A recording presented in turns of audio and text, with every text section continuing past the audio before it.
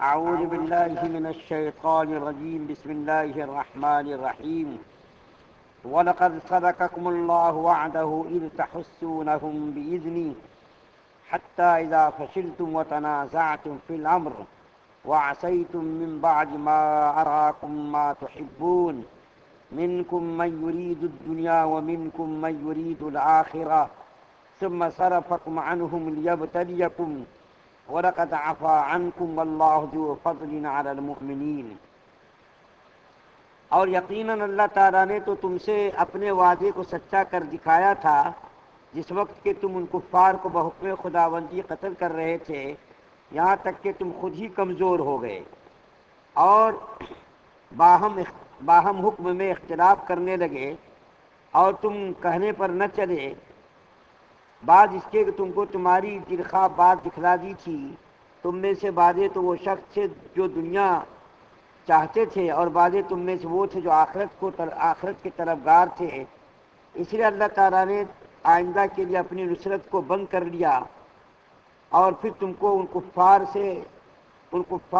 سے ہٹا دیا تاکہ خدا تعالیٰ تمہاری آزمائش فرمائے، اور یقین سمجھو کہ اللہ تعالیٰ نے تم کو معاف کر دیا اور اللہ تعالیٰ بڑے فضل والے مسلمانوں پر ہیں۔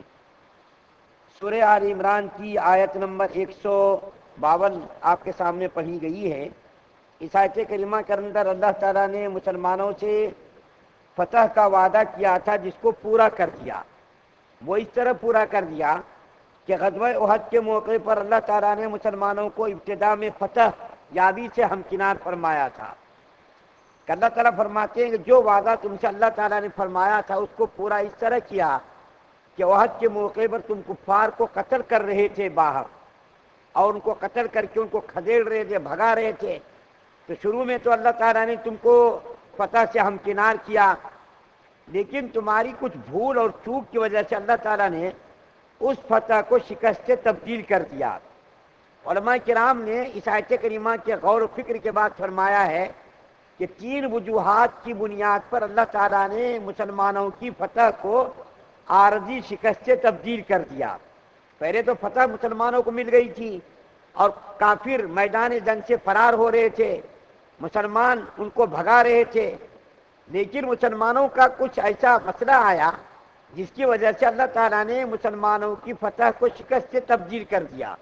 اور یہ اللہ تعالیٰ نے اس لیے مسلمانوں کے بارے میں قرآن کے اندر فرمایا تاکہ آنے والی قیامت تک کی نسلوں کو یہ بات معلوم ہو جائے کہ میرے نبی کی معمولی مخالفت بھی تمہاری بڑی سے بڑی فتح کو اللہ تعالیٰ جو ہے بدل سکتی ہے۔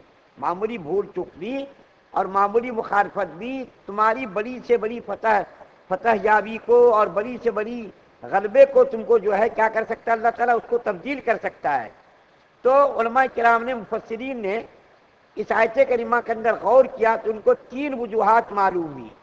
سب سے پہلی وجہ تو یہ معلوم ہوئی مسلمانوں کی شکست کی، جس کو اللہ تعالیٰ نے قرآن کے اندر بیان فرمایا، وہ یہ ہے کہ اللہ تعالیٰ فرماتے ہیں اذا فشلتم، کہ تمہاری رائے کے اندر کمزوری ہو گئی، یعنی باہم جو مسلمانوں کو رائے کے اندر مضبوطی ہونی چاہیے تھی اور رائے کے اندر استحکام ہونا تھا، اس رائے کے اندر کمزوری ہو گئی۔ اور وہ کمزوری کس طرح ہوئی؟ وہ کمزوری اس طرح ہوئی کہ اللہ کے رسول صلی اللہ علیہ وسلم نے 50 مسلمانوں کو ایک پہاڑی پر متعین کیا تھا کہ تم لوگ یہاں سے کسی حال میں بھی مت ہٹنا، اور تم لوگ یہاں پر ہر صورت میں جبے رہنا، چاہے مسلمانوں کو فتح ہو شکست ہو، ہر صورت میں تم لوگ یہاں پر متعین رہنا، ہٹنا مت۔ لیکن جب ابتدا میں مسلمانوں کو فتح ہو گئی اور کافر میدان جنگ سے بھاگنے لگے تو مسلمانوں میں آپس میں اختلاف ہو گیا۔ کیا اختلاف؟ مسلمانوں کی رائے میں کمزوری آ گئی کہ بات کہنے لگے نہیں یہاں سے ہٹنا چاہیے، اللہ کے رسول صلی اللہ علیہ وسلم کا حکم یہی تک تھا۔ لیکن جو ان 50 سپاہیوں کے کمانڈر حضرت عبداللہ بن جبیر رضی اللہ تعالیٰ عنہ، انہوں نے بہت سی منع کیا، یہاں سے مت ہٹو، ہٹنے کی ضرورت نہیں ہے۔ اللہ کے رسول صلی اللہ علیہ وسلم نے سختی کے ساتھ یہاں ہم لوگوں کو رہنے کے لیے حکم دیا تھا، یہاں سے کوئی ہٹو مت، لیکن ان لوگوں کی رائے کے اندر کمزوری ہو گئی اور کہنے لگے نہیں، اللہ کے رسول صلی اللہ علیہ وسلم کا حکم یہیں تک تھا۔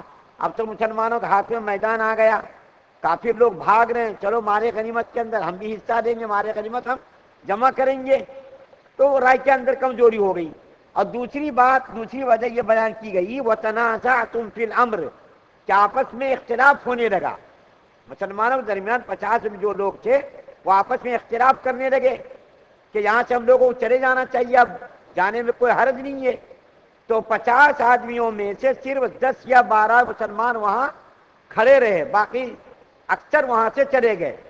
حضرت خالد بن ولید رضی اللہ تعالیٰ عنہ جو اس وقت مسلمان نہیں ہوئے تھے، وہ 300 آدمیوں کے ساتھ انتظار میں تھے کہ یہ جگہ جہاں اللہ کے رسول صلی اللہ علیہ وسلم نے 50 آدمیوں کو متعین کیا ہے، یہ یہاں سے ہٹے، میں ادھر سے مسلمانوں پر حملہ کروں. چنانچہ وہاں سے وہ لوگ ہٹے جس انتظار میں حضرت خالد بن ولید رضی اللہ تعالیٰ عنہ جو اس وقت مسلمان نہیں ہوئے تھے، انہوں نے ادھر سے حملہ کیا اور جو کافر لوگ بھاگ رہے تھے وہ بھی پلٹ گئے. اتفاق سے مسلمان بیچ میں پھنس گئے، جس کی بنیاد پر مسلمان آپس میں جو ہے جب پھنس گئے تو کافر لوگ ان کو قتل کرنے لگے. 70 مسلمانوں کو کافروں نے قتل کیا، یہاں تک کہ نبی کریم صلی اللہ علیہ وسلم کی شہادت کی بھی جھوٹی افواہ اڑ گئی. ایک تو یہ بات تھی کہ آپس میں اختلاف ہو گیا. تیسری بات یہ تھی وَعَصَيْتُم مِّن بَعْدِ کہ تم نے نبی کریم صلی اللہ علیہ وسلم کے حکم کی فرما برداری نہیں کی. حکم عدولی کرنے کی وجہ سے اللہ تعالیٰ نے تمہاری فتح کو شکست سے تبدیل کر دیا. دیکھیے 3 وجوہات. ایک تو یہ کہ تمہاری رائے کمزور ہو گئی، دوسرا یہ کہ آپس میں تم اختلاف کرنے لگے، تیسرا یہ کہ نبی کریم صلی اللہ علیہ وسلم کی تم نے حکم عدولی کی.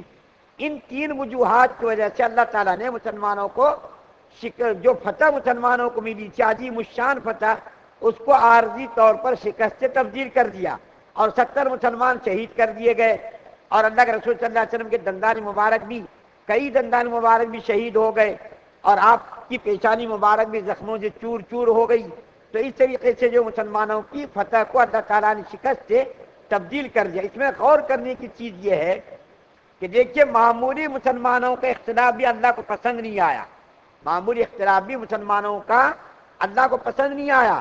معمولی اختلاف، جبکہ فتح مسلمانوں کو نظر آنے لگی تھی، ہمارے غنیمت وہاں سامنے نظر آنے لگا تھا اور وہ لوگ بھاگنے بھی لگے تھے، لیکن مسلمانوں کا آپسی اختلاف کتنا برا ہے یہ سوچنے کی چیز ہے. آج ہم لوگوں کو اس پر غور کرنا چاہیے.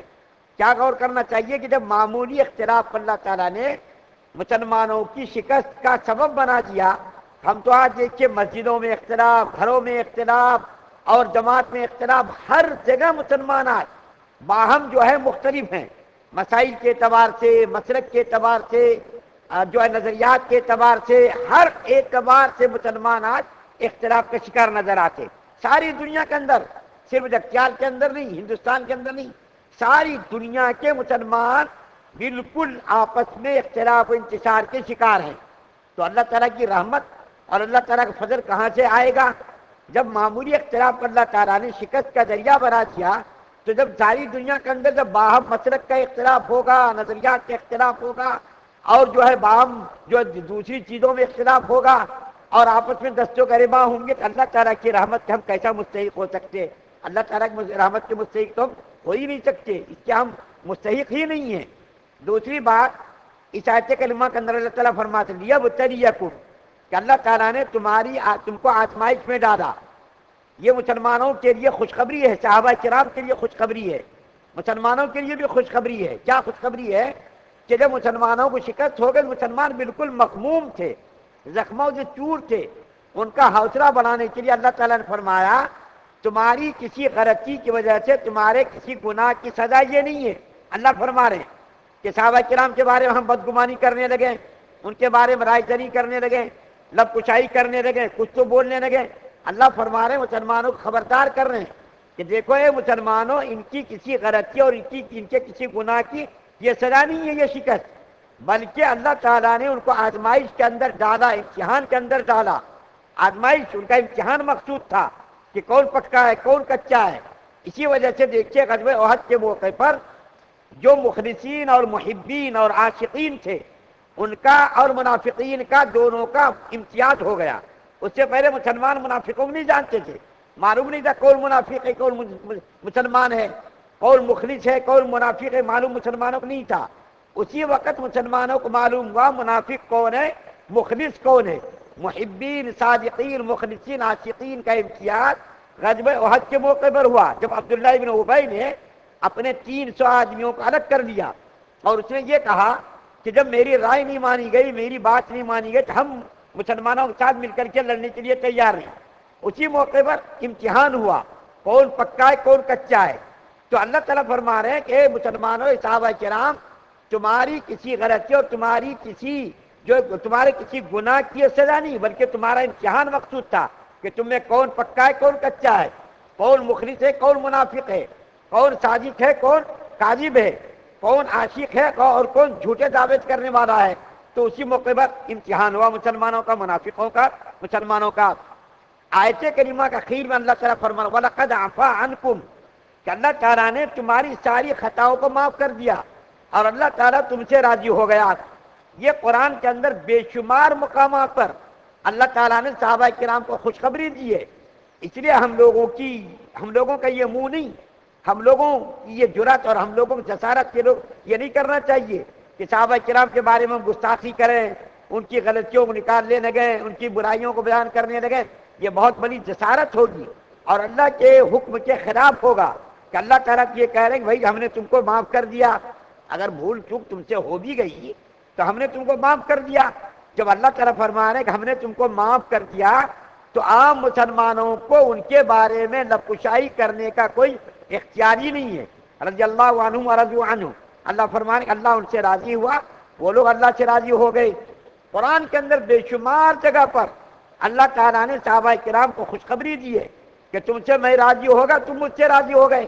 جب اللہ تعالیٰ نے اپنی خوشی کا اور اپنی رضا کا ان کو تمغہ عطا فرما دیا تو ہم لوگوں کو بڑے لوگ تھے، ان کی بڑی شان تھی، جنت کے وہ وارث تھے، جنت کے وہ حقدار تھے، نبی کا ہر موقع پر قدم بقدم انہوں نے ساتھ دیا، نبی کے لیے انہوں نے اپنی اولاد کو چھوڑا، اپنی جائیداد کو چھوڑا، اپنی زمین کو، گھر کو، بار کو، ساری چیزوں کو انہوں نے چھوڑ دیا نبی کی محبت میں۔ وہ لوگ بالکل عاشق صادق تھے، ان کے عشق و محبت میں کسی قسم کی کوئی کمی نہیں تھی، ان کے عشق و محبت میں کسی قسم کی کوئی کمی نہیں تھی۔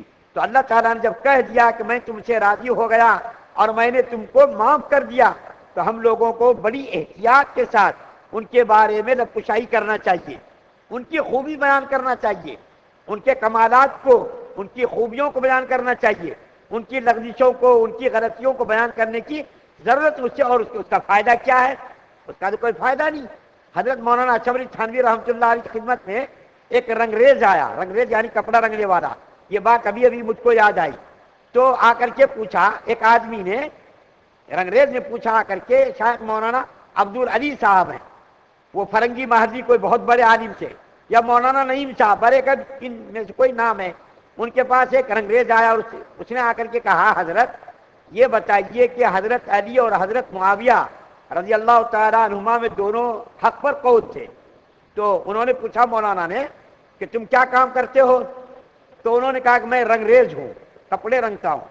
تو مولانا نے کہا کہ جاؤ تم کپڑے رنگو، اپنا کام کرو، قیامت کے دن تم سے ان دونوں کے بارے میں سوال نہیں ہوگا، حضرت معاویہ کے بارے میں، حضرت علی رضی اللہ تعالیٰ عنہ کے بارے میں تم سے سوال نہیں ہوگا کہ حق پر کون تھا اور غلطی پر کون تھا، جاؤ اپنا کام کرو۔ ارے وہ لوگ بڑے لوگ تھے، ان کے بارے میں ہم جیسے نااہل لوگ لفظائی کریں، ان کی شان میں کوئی ہم بات کریں، ہماری زبان ویسی نہیں ہے کہ ہم ان کے بارے میں کوئی لفظائی کریں۔ جاؤ چلو اپنا کام کرو۔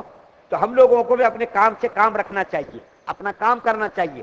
قیامت کے دن ان کے بارے میں ہم سے نہیں پوچھا جائے گا، صحابہ کرام کے بارے میں نہیں پوچھا جائے گا، ہم سے ہمارے اعمال کے بارے میں پوچھا جائے گا، ان کی غلطیوں کے بارے میں، آپ کیسے تھے، ہم کیسے تھے۔ قیامت کے دن کسی کے بارے میں نہیں پوچھا جائے گا، ان کے عمل کے بارے میں ان سے پوچھا جائے گا۔ اس لیے اس آیت کریمہ کے اندر صحابہ کرام کی تعریف بھی بیان کی گئی ہے اور ان کی لغزش جو شکست کی وجہ بنی تھی اس کو بھی اللہ تعالیٰ نے بیان کر دیا، اور آیت کے اخیر میں کہہ دیا کہ دیکھو ہم نے ان کی لغزشوں کو، ان کی خطاؤں کو معاف کر دیا، تم لوگ لفظائی ان کے بارے میں کچھ بھی مت کرنا۔ اللہ سے دعا ہے کہ اللہ تعالیٰ ہم تمام مسلمانوں کو سننے سے زیادہ عمل کرنے کی توفیق عطا فرمائے۔ سبحان اللہ و بحمدہ، سبحانک اللہم۔